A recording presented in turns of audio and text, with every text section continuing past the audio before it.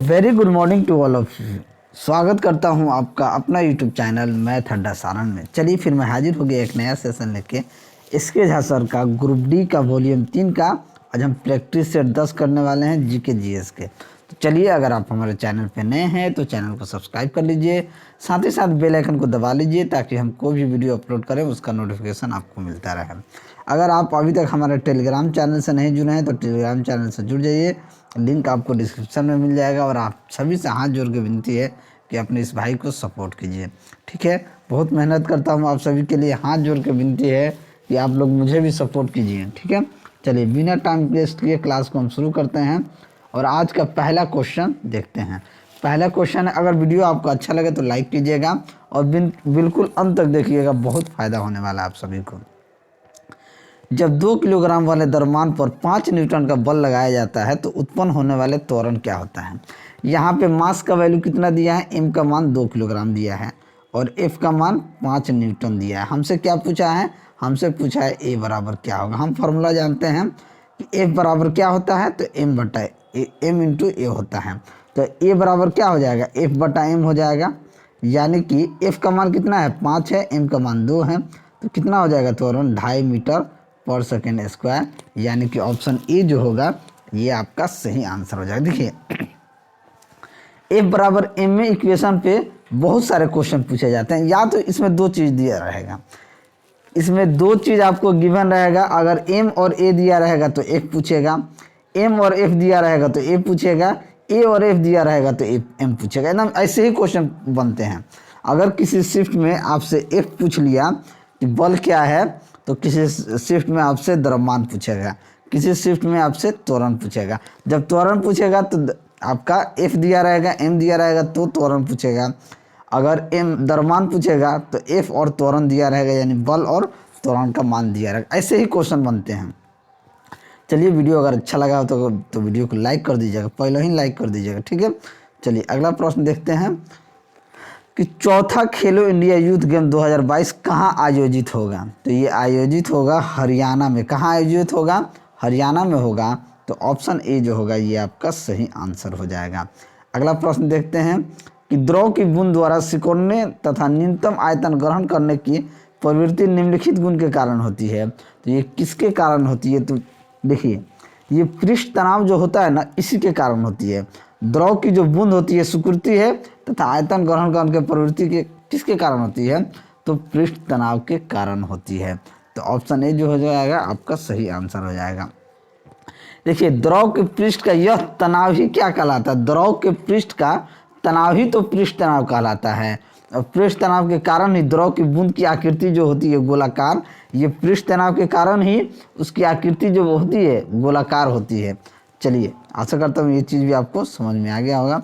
अगला प्रश्न देखते हैं। चलिए अगला प्रश्न है कि किन टीवी चैनलों को विलय करके संसद टीवी का गठन हुआ है। तो राज्यसभा टीवी और लोकसभा टीवी के इन दोनों को विलय करके संसद टीवी चैनल का गठन हुआ है। तो ऑप्शन ए और बी क्या हो जाएगा, आपका सही आंसर हो जाएगा।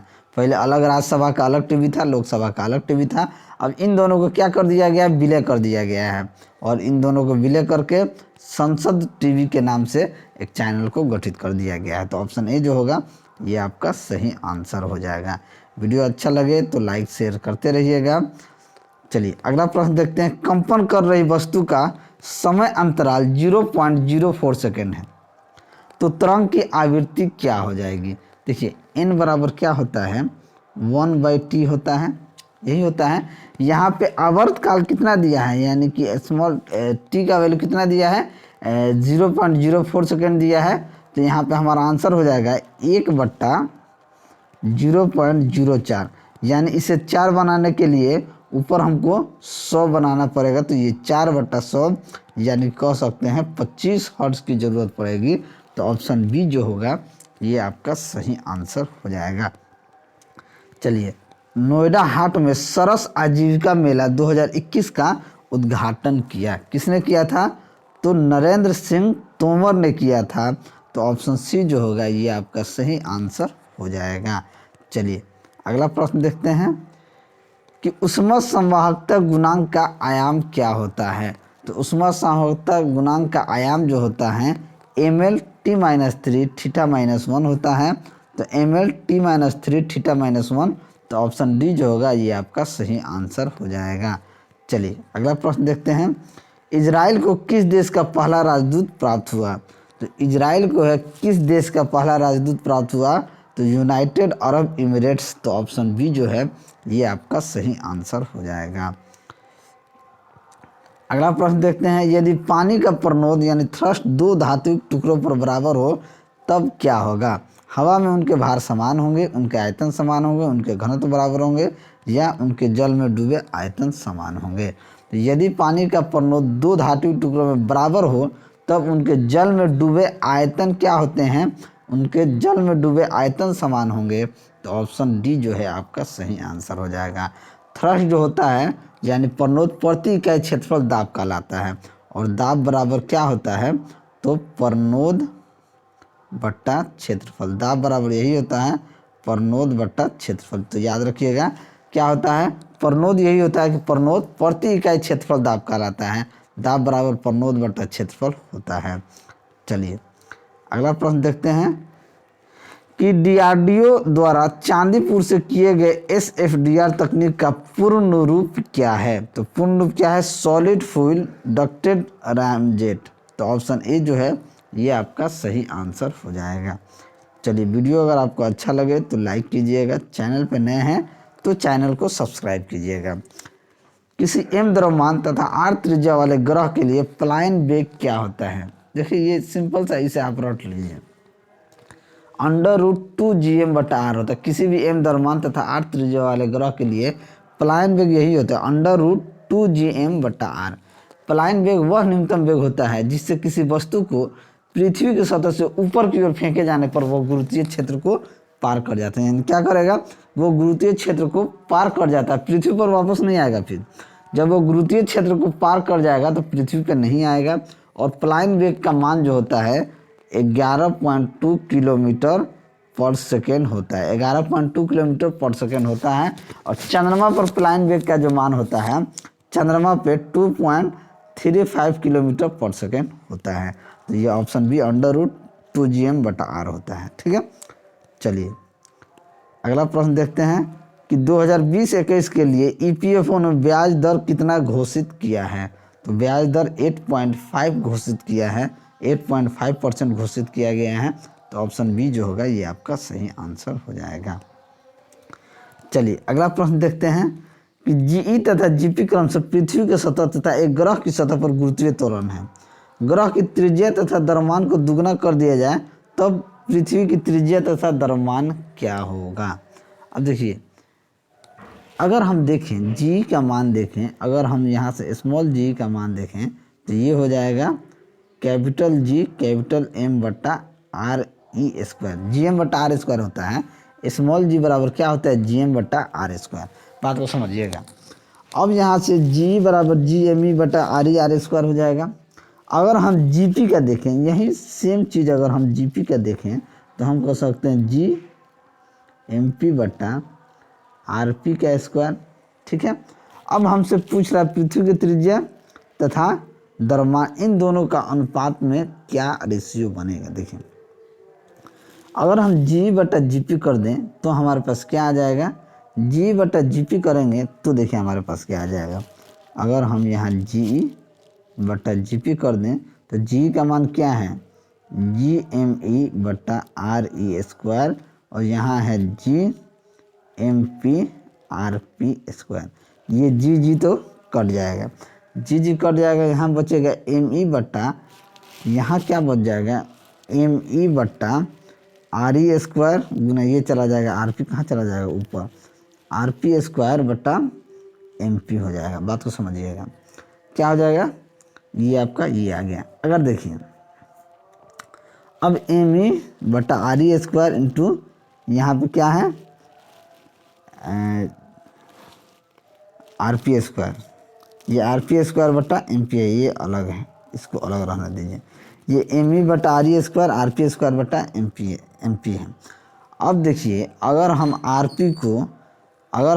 पी को यहाँ से अगर हम जी पी बटा G M P R P को देखेंगे तो ये नीचे आ जाएगा। तो यहाँ से आरपी का वैल्यू जो होगा ये हमारा 2RE हो जाएगा, 2RE और 2MP। ठीक है, ये दोनों क्या हो जाएगा, ये दोनों की बात की जाए तो 2RE बटा 2ME हो जाएगा। तो अगर 2RE बटा 2ME यानी ये 2RE स्क्वायर हो जाएगा, दो दो क्या हो जाएगा 4, तो ये क्या हो जाएगा 4/2, ये तो कट जाएगा 4/2, यानी कि ये आ जाएगा 2 GP के बराबर आ जाएगा। जी जो है 2 GP के बराबर आ जाएगा, तो ऑप्शन बी जो होगा ये आपका सही आंसर हो जाएगा। चलिए अगला प्रश्न देखते हैं कि डोप प्रतिबंध पाने वाले महिला क्रिकेटर कौन बन गई हैं। तो डोप प्रतिबंध पाने वाली महिला क्रिकेटर की बात की जाए तो ये अंशुला राव बनी हैं। तो ऑप्शन डी जो होगा ये आपका सही आंसर हो जाएगा। चलिए अगला प्रश्न देखते हैं कि एक लोलक घड़ी 5 घंटे बजाने में 5 सेकंड समय लेती है। ये मैथ का क्वेश्चन है। चलिए, हाल ही में ईशर सिंह देओल का निधन हो गया, वह क्या थे। तो ईशर सिंह एथलीट थे। तो ऑप्शन बी जो होगा ये आपका सही आंसर हो जाएगा। चलिए, बार किसका मात्रक होता है। तो बार जो है वायुमंडलीय दाब का मात्रक होता है। तो ऑप्शन सी जो होगा ये आपका सही आंसर हो जाएगा। दाब का मात्रक जो होता है पास्कल या न्यूटन, पास्कल भी होता है और न्यूटन पर मीटर स्क्वायर भी होता है। चलिए अगला प्रश्न देखते हैं कि जूनागढ़ अभिलेख का संबंध इनमें से किससे है। तो जूनागढ़ अभिलेख का संबंध जो है जूनागढ़ की बात की जाए तो क्षत्रप रुद्रदामन से है। तो ऑप्शन ए जो है आपका सही आंसर हो जाएगा। ठीक है, अगर हम देखें जूनागढ़ की बात की जाए तो जूनागढ़ जो होता है इसमें आपका क्या नाम है, समुद्रगुप्त से अगर बात की जाए तो ये एरन प्रशस्ति और प्रयाग प्रशस्ति अभिलेख से संबंधित समुद्रगुप्त का है। ठीक है, और चंद्रगुप्त जो है मेहरौली प्रशस्ति अभिलेख चंद्रगुप्त द्वितीय से संबंधित है। ठीक है, चलिए अगला प्रश्न देखा जाए कि तरल नाइट्रोजन का क्वथनांक कितना होता है। तरल नाइट्रोजन का क्वथनांक कितना होता है। तो तरल नाइट्रोजन का क्वथनांक जो होता है -196 डिग्री सेल्सियस होता है। तो ऑप्शन ए जो होगा आपका सही आंसर हो जाएगा। नाइट्रोजन गैस का उपयोग किया जाता है। नाइट्रोजन गैस एक कम अभिक्रियाशील तत्व होता है। चलिए, क्षेत्रीय ग्रामीण बैंक की स्थापना कब हुई थी। तो क्षेत्रीय ग्रामीण बैंक की स्थापना सन 1975 ईस्वी में हुआ था। तो ऑप्शन ए जो है आपका सही आंसर हो जाएगा। चलिए, एक कार्बन क्रेडिट में डैश शामिल होते हैं। तो एक कार्बन क्रेडिट में 1000 किलोग्राम कार्बन डाइऑक्साइड शामिल होते हैं। तो ऑप्शन ए जो होगा ये आपका सही आंसर हो जाएगा। चलिए, साहित्य अकादमी पुरस्कार जीतने वाली प्रथम महिला निम्न में से कौन है। महादेवी वर्मा, महासेतु और अमृता प्रीतम या इनमें से कोई नहीं। तो कौन सी हैं। तो अमृता प्रीतम जो हैं ये पुरस्कार जीतने वाली पहले महिला हैं। ठीक है, तो ऑप्शन बी जो होगा आपका सही आंसर हो जाएगा। चलिए अगला प्रश्न देखते हैं कि निम्नलिखित में से किसका प्रयोग नाभिकीय रिएक्टर में विखंडनीय ईंधन के रूप में किया जाता है। तो U-235 का उपयोग जो होता है ये नाभिकीय रिएक्टर में विखंडन ईंधन के रूप में किया जाता है। तो ऑप्शन ए जो होगा आपका सही आंसर हो जाएगा। चलिए अगला प्रश्न देखते हैं, गद एवं पद वाला वेद निम्न में से कौन सा है। गद और पद वाला वेद जो है ये आपका यजुर्वेद है। तो ऑप्शन ए आपका सही आंसर हो जाएगा। देखिए, सबसे पुराना वेद की बात की जाए तो ऋग्वेद, गद और पद वाला वेद आपका यजुर्वेद, भारतीय संगीत का जनक सामवेद, रोग निवारण तंत्र मंत्र जादू टोना आदि वाला जो है ये कौन है, अथर्ववेद है। सबसे बाद का वेद अथर्ववेद। वेद के संकलनकर्ता जो है महर्षि कृष्ण द्वैपायन वेद व्यास हैं। ऋग्वेद में मंडलों की संख्या 10 है। देवता सोम का उल्लेख 9वें मंडल में किया गया है और चतुष्वर्ण समाज की संकल्पना ऋग्वेद के 10वें मंडल में वर्णित पुरुष सूक्त है। ये सब क्वेश्चन पूछे जाते हैं। निम्नलिखित में से कौन सा एक सर्च इंजन नहीं है पूछ रहा है। Yahoo, Google, Bing, Instagram. तो इंस्टाग्राम क्या है, एक सर्च इंजन नहीं है। तो ऑप्शन बी जो होगा आपका सही आंसर हो जाएगा। भारत के उपराष्ट्रपति के संबंध में कौन सा कथन असत्य है? इसकी योग्यता प्राप्त करने के लिए प्रत्याशी का आयु कम से कम 35 वर्ष होनी चाहिए, ये तो सत्य है। उपराष्ट्रपति राज्यसभा का सभापति होता है, ये भी सच है। उपराष्ट्रपति का चुनाव भारत का राष्ट्रपति करता है, नहीं, ये गलत है, यही असत्य है। उपराष्ट्रपति का चुनाव भारत का राष्ट्रपति करता है, यही सही गलत है। देखिए, भारत का उपराष्ट्रपति जो होता है, उपराष्ट्रपति की बात की जाए तो राज्यसभा का पदेन सभापति होता है। उपराष्ट्रपति जो होता है राज्यसभा का सदस्य नहीं होता है, इसे मतदान का अधिकार नहीं है, किंतु सभापति के रूप में निर्णायक मत देने का अधिकार उसे प्राप्त है। उपराष्ट्रपति का कार्यकाल 5 वर्ष का होता है और उपराष्ट्रपति को अपना पद ग्रहण करने से पूर्व राष्ट्रपति अथवा उसके द्वारा नियुक्त किसी भी व्यक्ति के साथ शपथ लेना पड़ता है। चलिए, मानव आँख में मौजूद डैश अंडाकार स्थान सर्वोत्तम दृष्टि क्षेत्र होता है, तो ये कौन होता है? तो ये पीला जो होता है, पीला अंडाकार, मानव आँख में मौजूद पीला अंडाकार स्थान सर्वोत्तम दृष्टि क्षेत्र होता है। ठीक है, तो ऑप्शन ए जो होगा ये आपका सही आंसर हो जाएगा। निम्नलिखित में से किसके कंपनी का वास्तविक स्वामित्व होता है? तो कौन होता है ये? इक्विटी शेयर धारकों के पास क्या होता है? वास्तविक स्वामित्व होता है, तो ऑप्शन सी जो होगा ये आपका सही आंसर हो जाएगा। शीतल पेय में फ्रिज सनसनाहट उत्पन्न करने के लिए निम्नलिखित में से क्या मिलाया जाता है? तो उसे कार्बनिक अम्ल मिलाया जाता है, तो ऑप्शन ए जो होगा आपका सही आंसर हो जाएगा। अगला प्रश्न, 1878 वर्नाक्यूलर प्रेस एक्ट किसने रद्द कर दिया था? तो ये किसने रद्द किया था? तो ये आपको लॉर्ड रिपेन ने किया था, तो ऑप्शन ए आपका सही आंसर हो जाएगा। रिपेन ने सर्वप्रथम समाचार पत्रों की स्वतंत्रता को बहाल करते हुए सन 1882 ईस्वी में वर्नाक्यूलर प्रेस एक्ट को समाप्त कर दिया था। ठीक है, इसने सिविल सेवा में प्रवेश की आयु को 19 वर्ष से बढ़ाकर 21 वर्ष इसी ने किया था। रिपन के द्वारा ही सन 1821 ईस्वी में प्रथम कारखाना अधिनियम भी लाया गया था। चलिए, इसको क्या करना है? हमको सही मिलान करना है। ठीक है, सही मिलान करना है। डायनामाइट, डायनामाइट क्या होता है जी? तो डायनामाइट का आविष्कार अल्फ्रेड नोबेल ने किया है। डायनामाइट का अल्फ्रेड नोबेल हो जाएगा। डायनेमो का आविष्कार जो है माइकल फैराडे ने किया है। डायनेमो का आविष्कार माइकल फैराडे ने किया है। इलेक्ट्रॉन का खोज जे थॉमसन ने किया है और प्रोटॉन का आविष्कार रदरफोर्ड ने किया है। मिला दिए, यही आपका सही आंसर हो जाएगा। यानी पी का 4, पी के 3, क्यू के 2, आर के 1 और एस के 4, यानी कि ऑप्शन सी जो होगा ये आपका सही आंसर होगा। चलिए, भुवनेश्वर तथा पुरी के मंदिर किस शैली में निर्मित हैं? भुवनेश्वर और पुरी का मंदिर जो है नागर शैली में निर्मित हैं, तो ऑप्शन ए जो होगा ये आपका सही आंसर हो जाएगा। अगला प्रश्न देखते हैं, इसको भी मिलान करना है। निम्नलिखित को मिलान करें।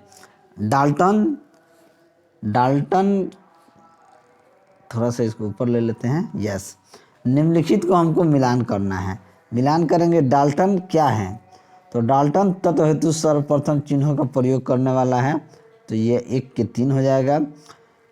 देखेंगे 10⁻10 क्या है? 10⁻10 का बात की जाए तो ये क्या हो जाएगा? 10⁻10 हो जाएगा हाइड्रोजन का परमाणु। और कैल्शियम क्या क्या है? पोटेशियम का लैटिन नाम कैल्शियम है। कैलियम है।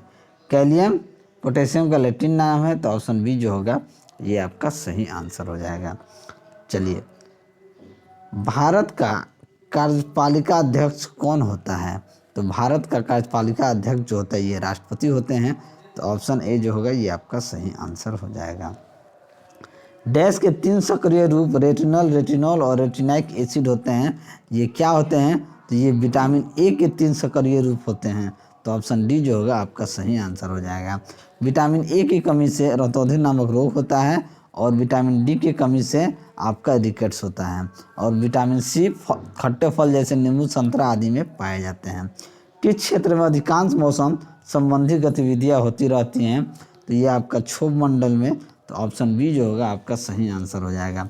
क्षोभ मंडल पृथ्वी के सबसे निचले मंडल में स्थित है, जिसमें सभी प्रकार के वातावरण का अधिकतम प्रभाव देखने को मिलता है। चलिए, कहाँ चला गया जी। चलिए आगे बढ़ते हैं। एड्स का पूर्ण रूप क्या है? एड्स का पूर्ण रूप क्या होता है? Acquired immune deficiency syndrome. क्या होता है? यानी कि एक्वायर्ड इम्यून डिफिशियंसी सिंड्रोम। तो ऑप्शन बी जो होगा ये आपका सही आंसर हो जाएगा। एड्स के लिए कौन सा परीक्षण होता है? तो एलिसा परीक्षण होता है। अगला प्रश्न, कंट्रोलर और ऑडिटर जनरल की नियुक्ति कौन करता है? तो ये प्रेसिडेंट ऑफ इंडिया करते हैं। तो ऑप्शन बी जो होगा ये आपका सही आंसर हो जाएगा। Control of auditor general of India का पद का सृजन जो होता है ये अनुच्छेद 148 के अधीन आता है। ठीक है। और सीएजी भारत सरकार के आय व्यय का लेखा रखने वाला सबसे बड़ा संस्था होता है। चलिए, निम्नलिखित में से केवल 5 कोशिकाओं में पाया जाता है। केवल 5 कोशिकाओं में क्या पाया जाता है? तो ये लवक जो होता है ये केवल 5 कोशिकाओं में पाया जाता है। तो ऑप्शन सी यहाँ पे आपका सही आंसर हो जाएगा। नेक्स्ट, ज्वालामुखीय गतिविधियों से किस प्रकार की झील बनती हैं? तो ज्वालामुखीय गतिविधियों से काल्डेरा झील बनती है। क्या बनती है? काल्डेरा झील बनती हैं। तो ऑप्शन ए आपका सही आंसर हो जाएगा। ज्वालामुखी के मुख को उद्गार कहते हैं। ठीक है। चलिए अगला प्रश्न देखते हैं कि निम्नलिखित में से कौन सा पशु हार्मोन है? हार्मोन कौन सा है? तो इंसुलिन पशु जो होता है, इंसुलिन पशु जो होता है वो हार्मोन होता है। तो ऑप्शन डी आपका सही आंसर हो जाएगा। और इंसुलिन की कमी से ही मधुमेह होता है। अगला प्रश्न, निम्नलिखित में से किसके कारण काला ज्वार नामक रोग होता है? तो कालाजार नामक जो रोग होता है ये प्रोटोजोआ के कारण होता है। तो ऑप्शन ए जो होगा आपका सही आंसर हो जाएगा। चलिए अगला प्रश्न देखते हैं कि प्रोपेन का रासायनिक सूत्र क्या होता है? तो प्रोपेन का रासायनिक सूत्र होता है C3H8। तो ऑप्शन ए यहाँ पे आपका सही आंसर हो जाएगा। एल्केन की बात की जाए तो एल्केन का CnH2n+2 होता है। एल्कीन का CnH2n होता है और एल्काइन का CnH2n-2 होता है। ठीक है। चलिए, निम्नलिखित में से कौन सा ऑपरेटिंग सिस्टम नहीं है Android Mint up to Tally? तो क्या नहीं है? तो टैली एक ऑपरेटिंग सिस्टम नहीं है। तो ऑप्शन बी जो है आपका सही आंसर हो जाएगा। अगला प्रश्न देखते हैं कि निम्नलिखित में से कौन सा कंप्यूटर इनपुट डिवाइस नहीं है? लाइट पेन, जॉयस्टिक, प्लास्टर या ऑप्टिकल मार्क रेकग्निशन। तो इसमें कौन सा नहीं है? ऑप्टिकल मार्क रेकग्निशन जो होता है ये आपका इनपुट डिवाइस नहीं है। तो ऑप्शन डी जो होगा ये आपका सही आंसर हो जाएगा। ठीक है। तो चलिए, अगर आपको मेरा वीडियो अच्छा लगा हो तो वीडियो को लाइक करें, दोस्तों में शेयर करें। अगर आप हमारे चैनल पर नए हैं तो चैनल को सब्सक्राइब करें। मैं ऐसे ही वीडियो लेकर आपके सामने हाजिर होता रहूँगा। चलिए मिलते हैं अगले वीडियो में, तब तक के लिए जय हिंद।